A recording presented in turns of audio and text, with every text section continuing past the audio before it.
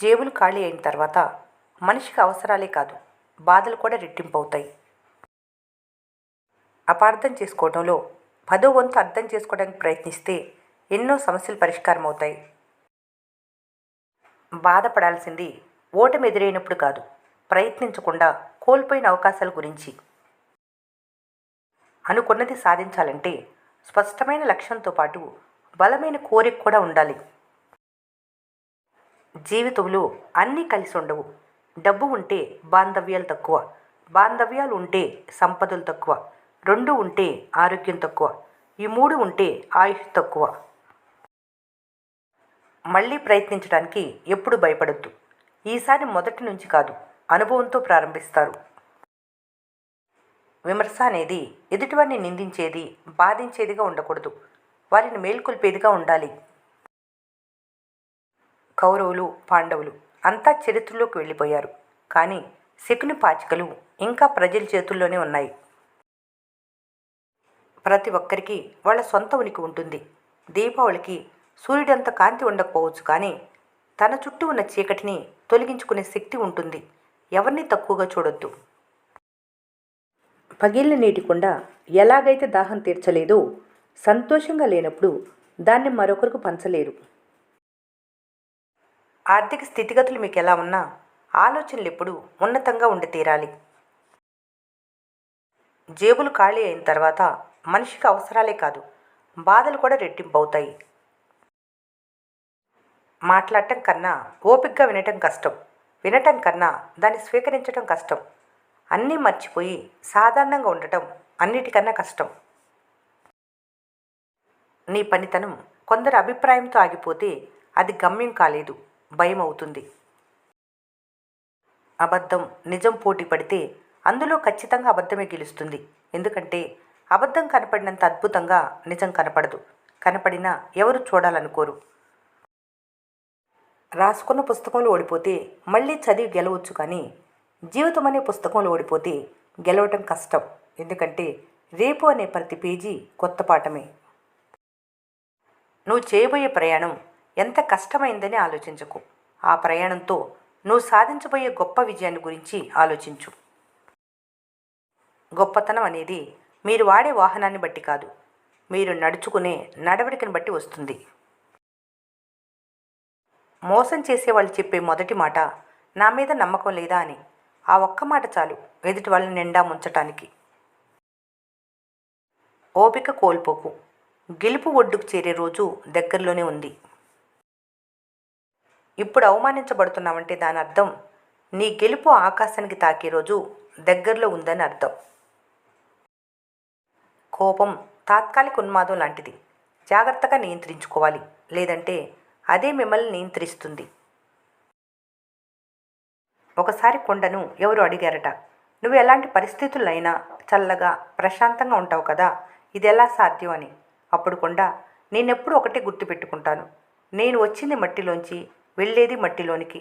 మధ్యలో ఆవేశం, గర్వం, అహం లాంటివి అవసరమా అని చిరునవ్వుతో జవాబిచ్చింది. గెలవాలంటే ఎదురొచ్చే అవకాశాన్ని అందుకోవటమే కాదు, వెనకొచ్చే ప్రమాదాన్ని కూడా అంచనా వేయాలి. ఓడిపోయాని బాధపడితే గెలుపు రాదు. ఏ చోట పడిపోయావో అదే చోట నుంచి లేచి మళ్ళీ ప్రయత్నించు. ఓడిపోవటం అంటే జీవితం కోల్పోవటం కాదు. ఓడిపోవటం అంటే ఒక అనుభవం మాత్రమే. ఆ అనుభవమే నీ విజయానికి తొలిమెట్టని మరవకు. ఒక లక్ష్యం కోసం పరిగెత్తేవారి కంటే తన కుటుంబ బాధ్యత కోసం పరిగెత్తేవారే గొప్పవారు. గెలవాలంటే ఎదురొచ్చే అవకాశాన్ని అందుకోవటమే కాదు, వెనకొచ్చే ప్రమాదాన్ని కూడా అంచనా వేయాలి. పాలల్లో చక్కెర వేసినా, చక్కెరలో పాలు పోసినా కరిగేది చక్కెరే. బాధపడుతూ జీవించినా, జీవిస్తూ బాధపడినా కోల్పోయేది మీ జీవితమే. చక్కెర కరిగిపోయిందని కాకుండా పాలు రుచి మారిందని సంతోషించాలి. జీవితంలో కష్టం వచ్చిందని బాధపడుతూ ఉండకుండా కష్టం నుంచి ఓ మంచి పాఠం నేర్చుకున్నా అని సంతోషించాలి. జీవితాన్ని అందంగా చూడాలి, బరువుగా కాదు. ఆనందంగా బ్రతకాలి, బాధ పెట్టే భయపెట్టే ఆలోచనలతో కాదు. శ్రమని నమ్ముకొని పనిచేసేవారికి చరిత్రతో పని లేదు. జేబు నిండా డబ్బులు ఉన్నప్పుడు అయిన వాళ్ళను నువ్వు మర్చిపోతే నీ వద్ద ఏమీ లేని రోజున తోడుగా నిలిచేవారు ఎవరు కనిపించరు. కష్టాలు సాగుతూనే పోవు. ఆపై నరకం ఉంది. మీ జీవితంలోనే స్వర్గం ఉంది. కానీ ఆ జీవితాన్ని సద్వినియోగం చేసుకున్న వారికే జీవితమే స్వర్గం అవుతుంది.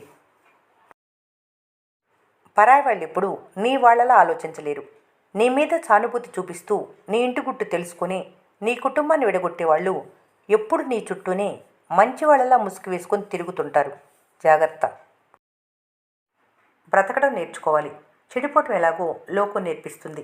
నవ్వటం నేర్చుకోవాలి. ఏడవటం ఎలాగో మీ అనుకున్న మనుషులు నేర్పిస్తారు. నిలబడటం నేర్చుకోవాలి. పడిపోవటం ఎలాగో చెయ్యి అందించేటట్లు నటించేవారు నేర్పిస్తారు. జీవించటం నేర్చుకోవాలి.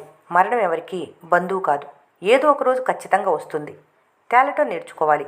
ముంచటం ఎలాగో నువ్వు నమ్మిన వ్యక్తులు నేర్పిస్తారు. పాయసంలో ఉన్న గరిటెకు తీపి తెలియదు.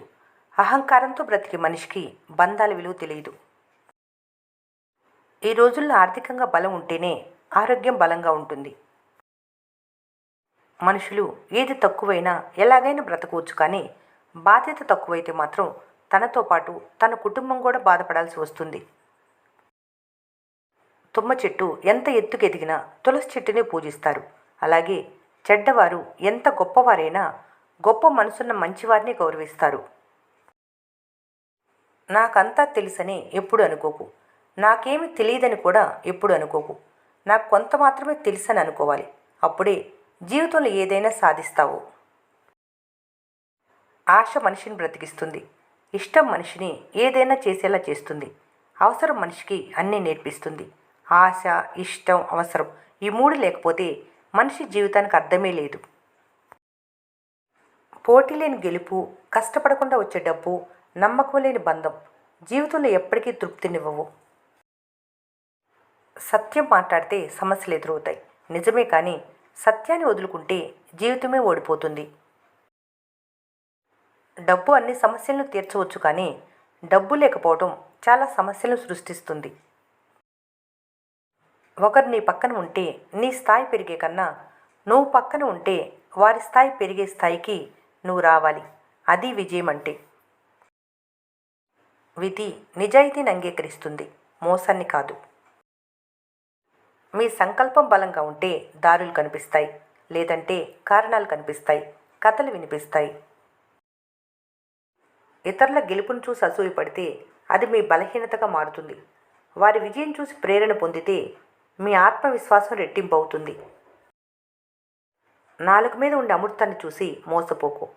హృదయంలో ఉండే విషయాన్ని కూడా గ్రహించు. అప్పు ఉప్పు లాంటిది. ఎక్కువ ఉప్పు వేసుకొని కడుపు నిండా తినలేరు. ఎక్కువ అప్పు చేసి కంటి నిండా నిద్రపోలేరు. ఉప్పు తగ్గిస్తే ఆరోగ్యానికి మంచిది. అప్పు లేకపోతే ఆయుష్కు మంచిది. నిన్ను నిన్నుగా నిలబెట్టేది నీలో ఉన్న మంచి ఆలోచనలే. అదే నిన్ను నడిపిస్తుంది, సమాజంలో గెలిపిస్తుంది. ఎవరి సహాయం లేకుండా బ్రతకటం నేర్చుకోవాలి. అప్పుడే నీ మీద నీకు నమ్మకం వస్తుంది. ఇతరులకు నీపై గౌరవం పెరుగుతుంది. వారసత్వం అంటే ఆస్తులు, అంతస్తులు పంచుకోవటం కాదు, పెద్దల ఆదర్శాలను ముందుకు తీసుకెళ్లటం. ప్రతి పెద్ద చెట్టు ఒకప్పుడు మొక్కే.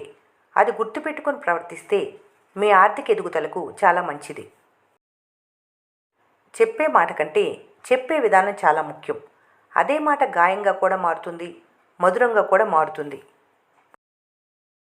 దూరం నుండి చూస్తే ఉప్పు, చక్కెర ఒకేలా కనపడతాయి. మనుషులు కూడా అంతే. కాస్త జాగ్రత్తగా ఉండాలి.